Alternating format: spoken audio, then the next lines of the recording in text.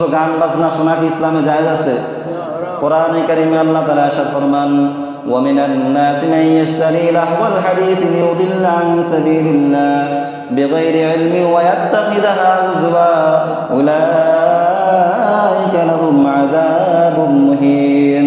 আল্লাহ রাব্বুল আলামিন বলেন, মানুষদের মধ্যে এমন কিছু মানুষ আছে যারা অনর্থক কথাবার্তাকে ক্রয় করে, অনর্থক কথাবার্তা কিনে শুনে ইউদিল্লা আন সাবিলিল্লাহ, মানুষদেরকে আল্লাহর রাস্তা থেকে ফিরিয়ে রাখার জন্য, ওয়া ইয়াত্তাখিযুহা হুজওয়া, এবং এই অনর্থক কথাবার্তা শুনে আনন্দ প্রকাশ করে। আল্লাহ তাআলা বলেন, উলাইকা লাহুম আযাবুম মুহিন, তাদের জন্য আখিরাতে রয়েছে যন্ত্রণাদায়ক আযাব, লাঞ্ছনাকর আযাব। আব্দুল্লাহ ইবনে মাসউদ রাদিয়াল্লাহু তাআলা আনহু তিনবার কসম করে বলেছেন যে আল্লাহর শপথ, আল্লাহর শপথ, আল্লাহর শপথ, এই আয়াতের মধ্যে যে আল্লাহ তাআলা বলেছেন অনর্থক কথাবার্তা যারা শোনে তাদের জন্য আল্লাহ তাআলা লাঞ্ছনাদায়ক আযাবের ব্যবস্থা রেখেছেন।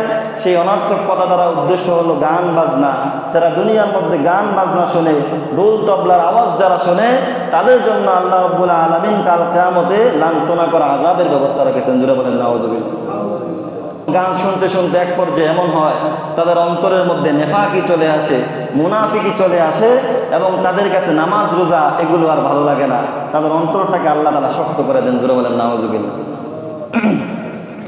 হযরত আব্দুল্লাহ ইবনে ওমর রাদিয়াল্লাহু তাআলা আনহু একবার রাস্তা দিয়ে যাচ্ছিলেন, ওনার সাথে ছিলেন নাফে রাহিমাহুল্লাহ। তিনি একবার তার সাথে ছিলেন, এক জায়গায় যাচ্ছিলেন। যাওয়ার সময় রাস্তার পাশে দেখলেন যে জোরে আওয়াজে গান চলতেছে। তা আব্দুল্লাহ ইবনে ওমর রাদিয়াল্লাহু তাআলা আনহু, তিনি ওমর রাদিয়াল্লাহু তাআলা আনহুর সন্তান। তো তিনি যখন গান বাজনার আওয়াজ শুনলেন তখন দুই আঙ্গুল দিয়ে কানকে এভাবে চেপে ধরলেন। অনেক দূর যাওয়ার পর তিনি তার সঙ্গী নাফেকে বললেন, এখন কি আর গানের আওয়াজ শোনা যায়? বলল যে না হযরত, এখন আর গানের আওয়াজ শোনা যায় না।